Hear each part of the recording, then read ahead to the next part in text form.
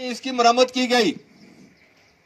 ये 30 बड़े गांव को लिंक कर रही है, 30 बड़े गांव को, और 6 यूनियन काउंसिल इस पर हैं। इस पर 200 आदमी हार्ट अटैक की वजह से मर चुका है। 200 आदमी जो सफरी ताखीर की बायस बर वक्त सफर न कर सका, बर वक्त तक हॉस्पिटल तक नहीं उसकी रसाई हो सकी। 200 अफराद मर चुके हैं। इसमें से 100 आदमी हेड इंजरी की वजह से, दिमागी चोट की वजह से 100 आदमी मर चुका, जिसकी वजह से कि हम इस रोड पर प्रॉपरली न मरीज को प्रॉपर टाइम पर नहीं पहुंचा सके, जिसकी वजह से 100 आदमी हार्ट इंजरी से मर चुका है। इसमें से 50 खवातीन डिलीवरी केस के अंदर जो पर बर वक्त इस रोड पर से हम सहूलत नहीं दे सके, तो वो मर चुकी हैं।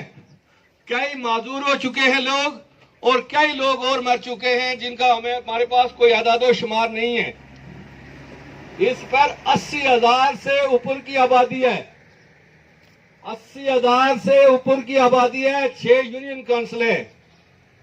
आप अंदाजा ये करें कि ऐसे खौफनाक और होशरुबा किस्म के आदाद शुमार के बावजूद ये बेगैरत हुकूमत अभी तक खामोश है और इसकी कोई रिकॉग्निशन कर रही है। और ये नायल इंतजामिया, ये नायल अक्सियन इशारात, ये बेगैरत अक्सियन इशारात और बेगैरत डीसी और बेगैरत इंतजामिया हमारे उन अफराद के खून के कातिल हैं। ये आज तक इस पर कोई रेस्क्यू नहीं कर सके। हम ये पूछना चाहते हैं, क्या हम रियासत का हिस्सा नहीं है? हमारे 400 कातिल इनके जिम्मे, ये 400 खून हुकूमत के जिम्मे पर है, जो लोग इस वजह से मर चुके हैं। हम ये पूछना चाहते हैं, क्या हम इस रियासत का हिस्सा नहीं है? हम एमएलए को भी पूछना चाहते हैं, क्या आप हमारे से वोट नहीं लेते हो? हम ब्यूरोक्रेसी से पूछना चाहते हैं, क्या तुम्हारी इंतजामी मंजूरियां, तुम्हारी जिम्मेदारियां नहीं है?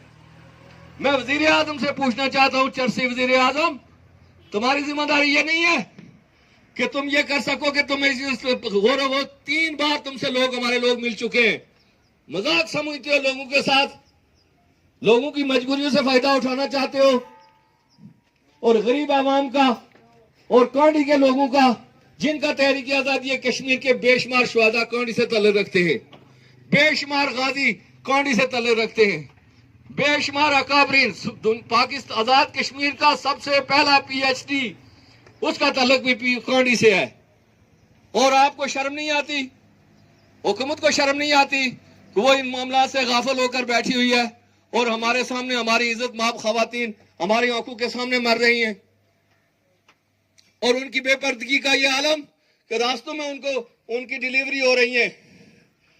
और मैं समझता हूं ये किसी भी कौम के लिए बेगैरती इससे बड़ी नहीं हो सकती। हम बर्दाश्त करने वाले भी बेगैरत हैं और हमारे हुक्मरान भी बेगैरत हैं, जो इन चीजों पर गौर नहीं कर रहे हैं कि क्या हमारी मजबूरियां क्या नहीं है।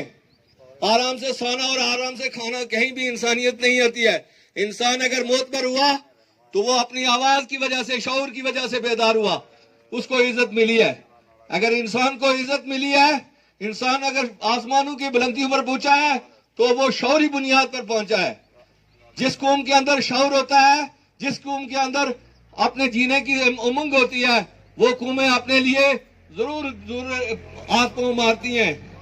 खामोशी से हम बैठे हुए हैं और हुकूमत भी बिल्कुल खामोशी से बैठी हुई है, और हमारे एमएलए साहब और हमारे दूसरे अकाबरीन और सारे तमाम हमारे लोग, हमारे जितने भी जिम्मेदारान हैं, वो खामोशी से बैठे हुए हैं, हमारी इन मजबूरियों को देखने के लिए तैयार नहीं है।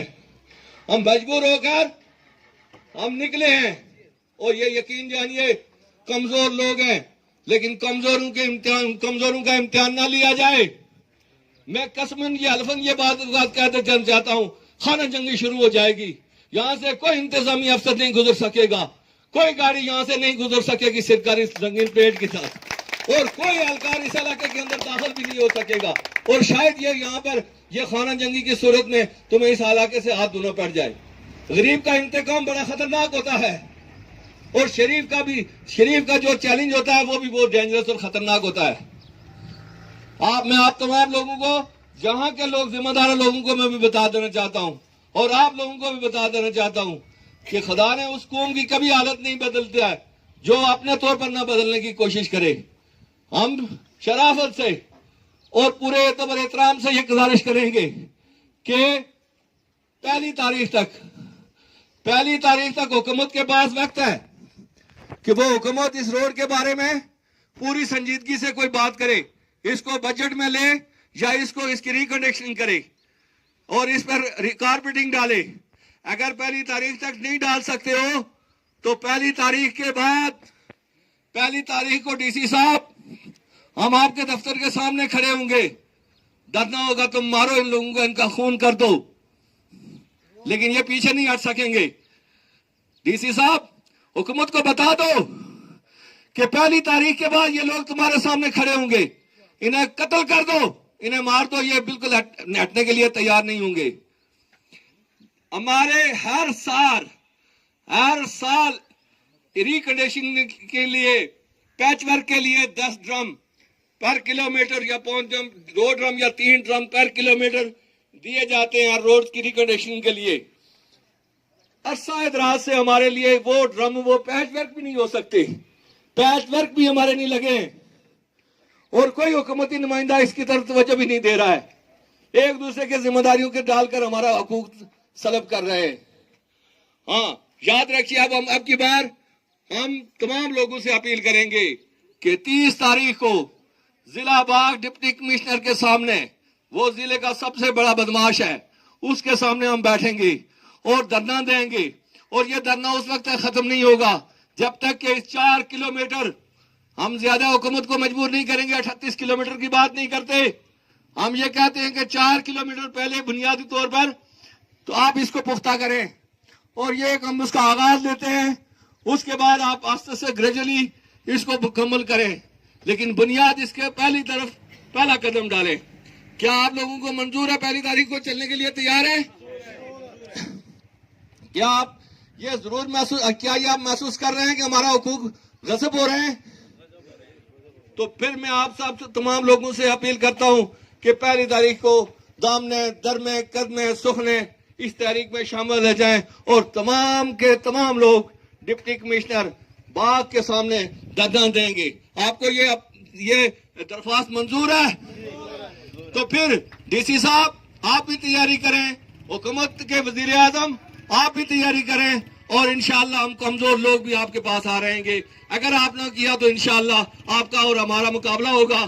फतह किसकी होगी? ये कुरान कहता है कि फतह उनकी होती है जो सच्चे लोग होते हैं। हम सच्चे हैं, इंशाअल्लाह फतह हमारी होगी। वमा अलैना इल्लल बलागुल मुबीन। पहली तारीख तक हम आपके साथ तमाम लोगों से गुजारिश करेंगे कि हमारे साथ चलिएगा।